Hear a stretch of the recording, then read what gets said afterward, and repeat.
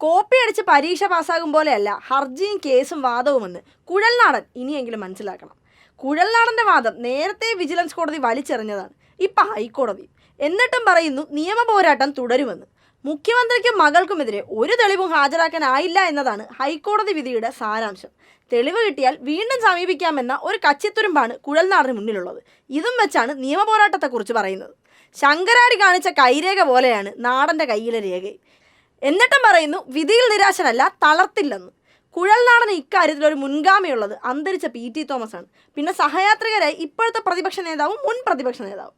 സർക്കാരിനെതിരെ നിരന്തര ആരോപണം ഉന്നയിക്കും, പിന്നെ കോടതിയെ സമീപിക്കും, എല്ലാത്തിലും തോറ്റോടും. എന്നാലും പ്രശ്നമില്ല, പൊതുസമൂഹത്തിൽ തെറ്റിദ്ധാരണ സൃഷ്ടിക്കാമല്ലോ എന്ന ദുഷ്ടലാക്കാണ്.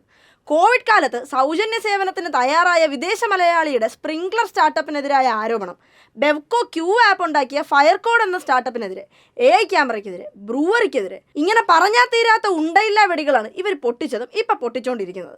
എല്ലാം തിരുത്തിക്കുത്തി ആസനത്തിൽ തറച്ചിട്ടും തെല്ലും സങ്കോചമില്ല.